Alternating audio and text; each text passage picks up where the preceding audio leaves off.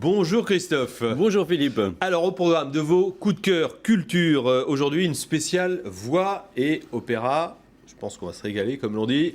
On ira faire un tour du côté de Strasbourg, qui s'apprête à célébrer le dernier mois du bicentenaire. On en a beaucoup parlé cette année, et pour cause, Verdi. On ira à l'Opéra de Paris, qui a choisi de mettre en vedette un ouvrage rarement monté, signé Bellini. Et puis tout de suite, sans doute, l'une des plus belles voix de l'Hexagone, la voix de Nathalie Dessay, qui a choisi de changer un petit peu de registre. Tout à fait, Philippe. Et après avoir été l'une des plus grandes Lakmé, une des plus grandes Traviata, une des plus grandes Lucia Lammermoor, elle a décidé de faire une pause dans sa carrière de chanteuse d'opéra. Alors, elle l'a annoncé il y a quelques semaines alors qu'elle chantait Manon à Toulouse. Elle a annoncé que ce serait son dernier opéra avant longtemps. Est-ce que ce sont des adieux? Est-ce que ça n'en sont pas? On ne sait pas. En tout cas, ça y ressemble. En tout cas, elle n'a jamais caché à qui voulait l'entendre qu'elle n'aimait pas sa carrière de chanteuse d'opéra. Elle n'aimait pas la tessiture de sa voix. En fait, elle rêve de devenir comédienne. Alors, en attendant les grands rôles au théâtre ou au cinéma, elle fait la transition un peu en douceur et se met à chanter un petit peu de variété. Et quel est aujourd'hui le plus grand compositeur vivant de variété avec un V majuscule? C'est évidemment Michel Legrand. Michel Legrand, c'est un immense bonhomme, 81 ans, 3 Oscars quand même. C'est quand même celui qui a composé Les Parapluies de Cherbourg, Les Demoiselles de Rochefort, Peau d'âne, un peu plus récemment Yentl pour Barbara Streisand. Voilà, donc le propos était effectivement qu'ils se mettent à travailler ensemble.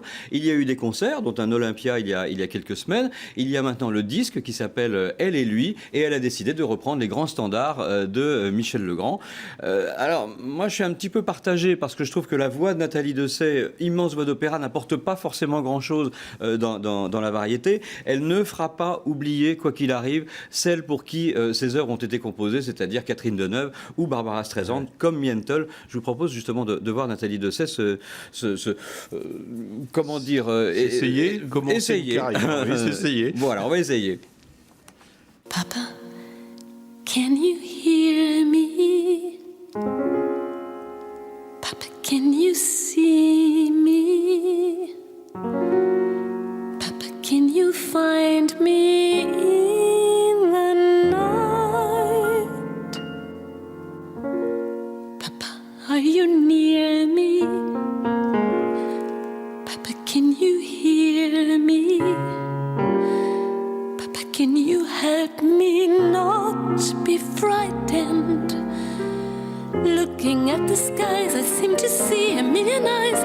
Which ones are yours?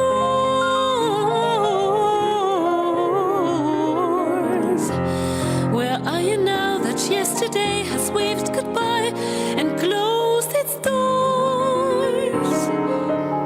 The night is so much darker. The wind is so much colder. The world I see is Voilà un extrait de cet album qui vient de sortir. Elle et lui, donc Nathalie Dessay, Michel Legrand. Vous étiez un peu sceptique. Je dirais à vous de juger. Voilà. Là, tout à fait. Non, mais Barbara Streisand n'est pas Nathalie Dessay. Mais voilà, chacun se fera son opinion, comme l'on dit. Direction Strasbourg à présent, Christophe. Absolument. Où l'Opéra du Rhin choisit en ce mois de décembre d'apporter une des touches finales de l'année du bicentenaire de la naissance de Verdi. Tout à fait, avec un des ouvrages les plus populaires du répertoire, c'est évidemment Rigoletto, qui avait été inspiré à Verdi par Le Roi s'amuse de Victor Hugo.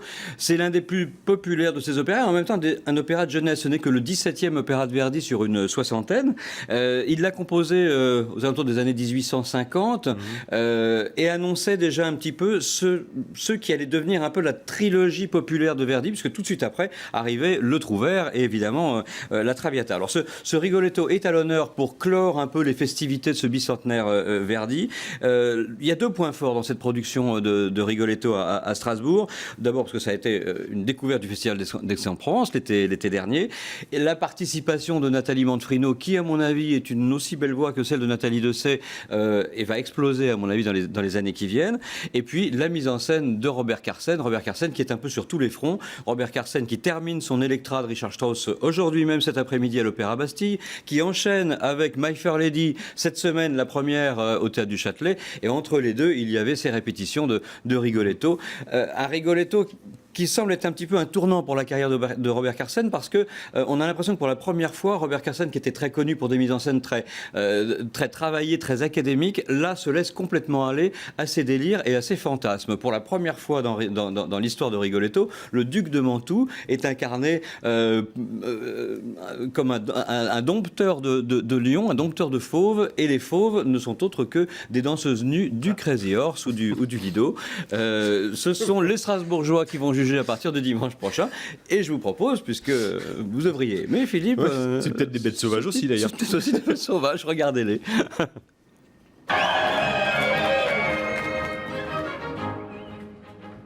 La costanza tiranna del core detestiamo, qual morbo crudele, sol chi vuole si servi fedele, non va amor se non v'è libertà.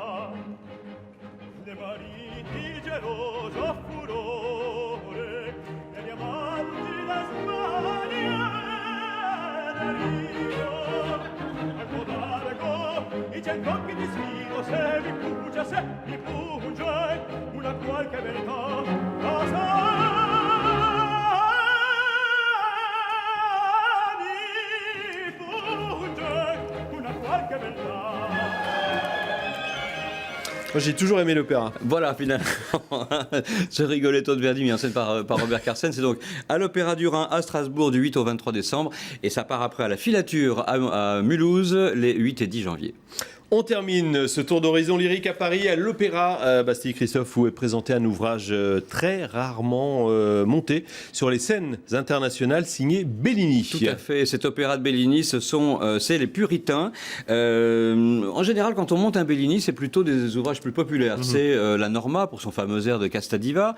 Au pire, l'extrême, c'est les Capulet, les Montaigu, mais on va jamais plus loin. Du coup, il y a un intérêt musicologique, parce qu'il faut savoir que ces Puritains étaient un opéra extrêmement populaire à sa création, c'était en 1835.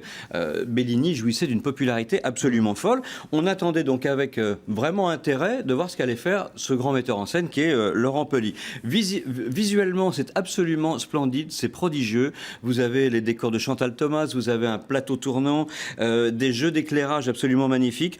On se demandait un peu pourquoi les Puritains n'étaient pas plus souvent joués. Eh bien, on a la réponse, la musique ne présente pas d'intérêt. Il faut savoir que Bellini a composé un opéra en 2h20, un opéra qui méritait en gros qu'1 heure et demie. Voilà. Hormis cette partition qui n'est pas très excitante, eh bien, tout le monde s'en sort très bien. Et je vous propose d'ailleurs de voir un petit extrait.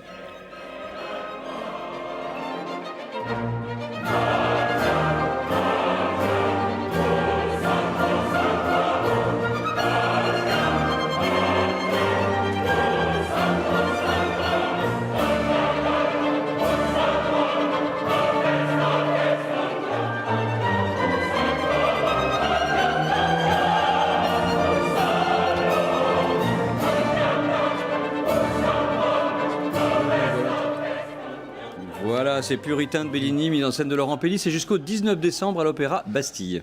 Merci beaucoup Christophe Combarieux, et à la semaine prochaine. J'espère. Bon oui, pour raison. Tout de suite, le journal sur LCI.